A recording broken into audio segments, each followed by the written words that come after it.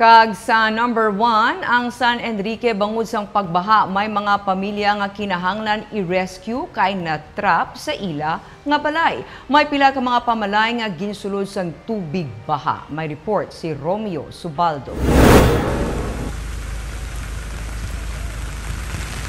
Gin-rescue sa katapos sa Bureau of Fire Protection sa San Enrique ang ini nga senior citizen matapos ang 2 ka oras nga paghakos sa puno sang kahoy para hindi lang malumo sa tubig baha sa Purok Makawiwili sa Barangay Sibukaw sa Banwas ng San Enrique kay Inasang Udto. Galingon siya ngagin sa pupus ang iya nga pamilya. Sunod sa mga bumbero, lapaw na sa ulo ang tubig gani hindi na siya makabiya sa iya na hamtangan. Sa kilid sa balay sa puno, nakabit na sa mga duwa sa oras. Gakabit na siya sa puno? Gakabit. Betas na, sa kita yung tubig. Di na sa tubig? Tagalumapag. Oh, grabe. Humalin kay nasang kaagahon, mabunok na ang ulan. May dala pa nga mabaskog ng hangin. Inibisan pa nga, hindi man maglandfall sa Pilipinas ang bagyo nga bibingka. May mga balay nga ginsulod sang tubig baha, pati ang Sibukaw Elementary School, ginsulod man sang baha. May mga porsyon sang dalan nga ginbaha man. Ang tubig sa suba, amat-amat nga nagsaka. May kabudlayan na mag-drive halin sa Sibukaw pala Carlota City, bangod halos zero visibility ang dalan sa kakusog sang ulan. Pasado alas 12, liwat na naman nga nagbunok ang ulan. Ang ini nga mga babayi, nag-ayo sa mga bumbero nga idulungan sa pagkaon ng ilang nga mga himata kay na-trap sila sa sulod sang ilang nga balay. Halikay na sang aga, wala pa sila may kinan-an. Madalom ang tubig sa guwa nila gani hindi sila makahalin. Hindi sila katiner. Sa palagi sa kumagar nga taas. Taas siya. Oo, Pero sila kagwa. Hindi sila kagwa, pero pagkaon na kinanglan nila, hindi sila kinanglan yun. Okay lang sila? Okay, oo, pagkaon, ito yung kinanglan. Pero luyag sa barangay nga ipa-evacuate na lang ang among mga pamilya para malikawan ang delikadong sitwasyon kung mabunok pa gid ang ulan karon sa gabi. Dalom na sa sulod, sir. Di may iban nga wala yung nagwa kalingagin, ha? Ay, subong nga na yung gusto natin. Subong ko kay hindi sa ko naman kagto. Bali, pagkaon lang ko nung tani. Ganyo namon na magwa kay kapagto sa gabi. Oo, okay, subong pa lang wala pa ni kaniya. Kasulod ang bagyo. Basi, lakron na gano'n na. Gano'n ng dulom. Kabudlay, karon ng rescuean, damo nila yung obligasyon. Gani nagplastar liwat ang mga bumbero, nagbutang sa mga kalat sa alagyan sa sulod sa gihapon sang Purok Makawiwili. Madalom ang tubig baha kay may sapa. Sa tabok sini, may talamnan pa nga nagaawas ang tubig sa dalan.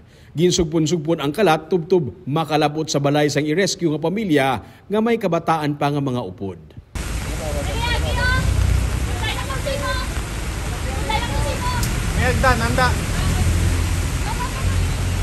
Samtang nagaplastar, nakakadlaw ang tanan. Ang isa nila kakaingod balay, wala na makadipara nga ang boxer shorts ang iyang mister ang iya nahimo katabon sa ulo.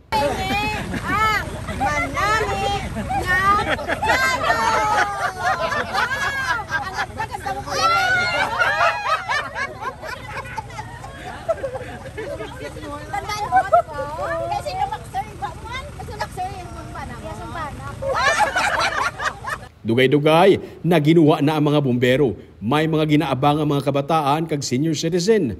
Pag-abot sa dalan, ginpangbutangan sang warmer. Ang iniga bata, nagakurog sa katugnaw. Ginpanghugasan sang habon ng ilang mga kamot matapos mag-ubog sa baha. Ano sa sulod, dalom tubig? Mga taga-diyan, ha? Ano na eh, umapaw na naman. Pila ka mo kabilog ito na bilin? May bilin, ba't sa niyan? Mga pila ka mo tanan? Bali, apat. Apat ka mo kabilog? Pila ka kabataan? Dua, pinagkasabay, dayron ang isa. Dalom-dalom na ged? Hindi na ka mo kagwa? Wala pa ka mo kinanaan? Wala eh. Kanin pa sang aga? Ano pa ang kinaunang hindi ka nagkita? Sunod sa kay SFO2 Rafi Nobleza, ang Deputy Fire Marshal sang BFP sa San Enrique, ang iban nga mga residente wala nagupod sa ila. Gin-prioritize na lang nila ang kabataan kag senior citizen. Medyo dili-dili na part, medyo dalom. Pero sa nila to, doon nataasan sila gamay. Pero man sila nga ito, hindi sila magpa-rescue. May ibang ito nga nabilin. Oo. May second floor pa Manila Balay. Pero pangayo lang sila tayo mga nobla. Pagkaon? May ang feeling lang kitang gikuha naman kayo yung iba niya, no? Hindi ka Ibigay sila yan. Naanad na siguro sa sitwasyon, sir, no?